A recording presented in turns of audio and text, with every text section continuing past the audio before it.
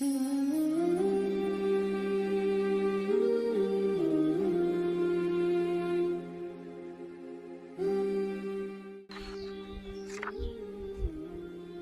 বন্ধু, বসে রইছস?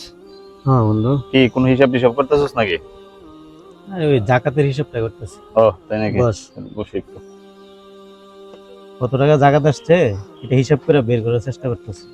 আচ্ছা আচ্ছা, জাকাত আবার এত কিছু হিসাব টিসাবও করা লাগে নাকি? জাকাত আবার হিসাব টিসাব করা লাগে? আরে অবশ্যই জাকাত হিসাব করে দিতে হইব না, জাকাত কি এমনি দিয়ে দেবো? কয়েকটা সস্তা লুঙ্গি কাপড় এগুলো তো গরিবদের মধ্যে দিয়ে দিলেই হয়ে যায়। আরে ব্যাপারটা এরকম না। তোর মনে কর সস্তা কাপড় চোপড় দিলে তো মনে কর গরিবের বস্ত্রের সমাধান হয়। তো গরিব মানুষ তো গরিবে থেকে গেল, তার দারিদ্রতা তো আর দূর হইল না। দারিদ্রতা কি আর আমরা দ্বারা সম্ভব যে আমরা কি একটা দারিদ্রতা দূর করা সম্ভব? তাদের তো হলে এই বস্ত্রের সমাধানটা তো হইলো, এখন একটা কাপড় দিলে একটা লুঙ্গি দিলে। না রে বন্ধু, তোরে বলি জাকাতের জিনিসটা হইলো তোর এটা শুধু বস্ত্রের সমাধান না। জাকাত এমন ভাবে দিতে হবে যেন গরিব মানুষের আর গরিব না থাকে, আচ্ছা আচ্ছা, তাদের দারিদ্রতা দূর করতে হবে। ঠিক আছে? আমাদের দেশে মনে কর জাকাত দেয় কাপড় চোপড় দিয়া, আর ফিতরা দেয় হলো তোর টাকা দিয়া। অথচ ইসলামে কিন্তু জিনিসটা উল্টা। ফিতরা দিতে হবে খাবার দিয়া, যেন গরিব মানুষের খাবারের চাহিদা মিটে। আর জাকাত দিতে হবে সম্পদ দিয়া, টাকা পয়সা দিয়া, যেন একটা মানুষ গরিব মানুষ আর গরিব না থাকে, সে যেন পরের বছর আর জাকাত না নিতে হয়। বুঝছস? জাকাত দিতে হয় টাকা দিয়া। তো আমাদের দেশে মানুষ তো তাহলে কি ভুল করতেছে? এতগুলা মানুষ এইভাবেই তো জায়গা দিতেছে, তো লুঙ্গি দেয় কাপড় দেয়, এইগুলোই তো দিতেছে। আসলে ওরা আসলেই ভুল করতেছে।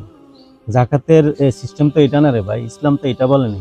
আচ্ছা, তোরা জাকাতের সবচেয়ে সুন্দর নিয়মটা বলি। মনে কর তোর জাকাত আসলো ৮০,০০০ টাকা, তাহলে তুই কি করতে হবে?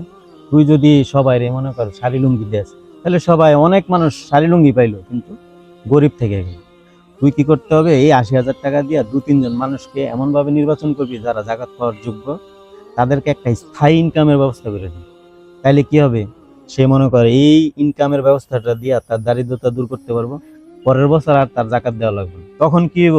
তখন তুই আবার পরের বছর আবার ২-১ জনকে সিলেক্ট করবি, তাদেরকে আবার জাকাত দিবি। তারা আবার একটা স্থায়ী ইনকাম হইলে তারা মনে করে আবার কি আর জাকাত নেওয়া লাগবে না। এইভাবে দেখবি যে আস্তে আস্তে সমাজ থেকে গরিব মানুষ কমে যাবে।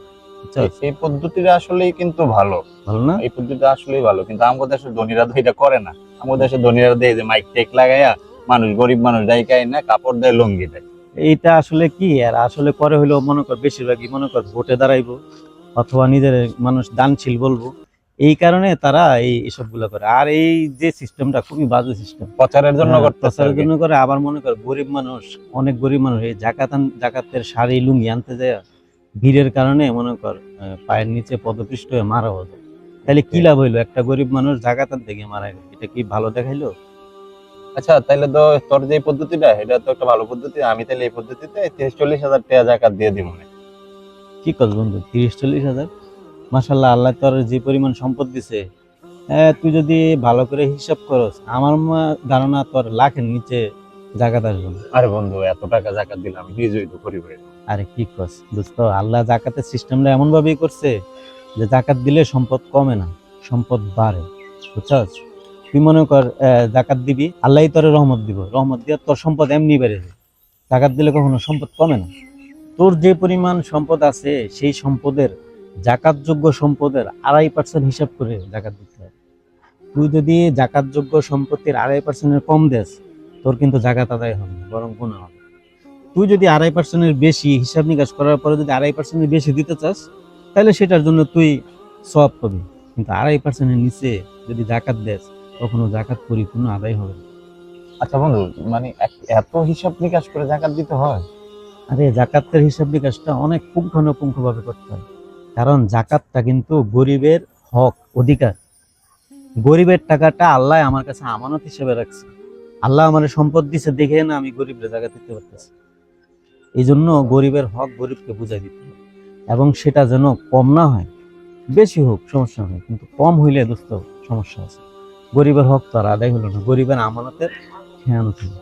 তাই জাকাত সবসময় খুব হিসাব নিকাশ করে জাকাত দিতে হবে।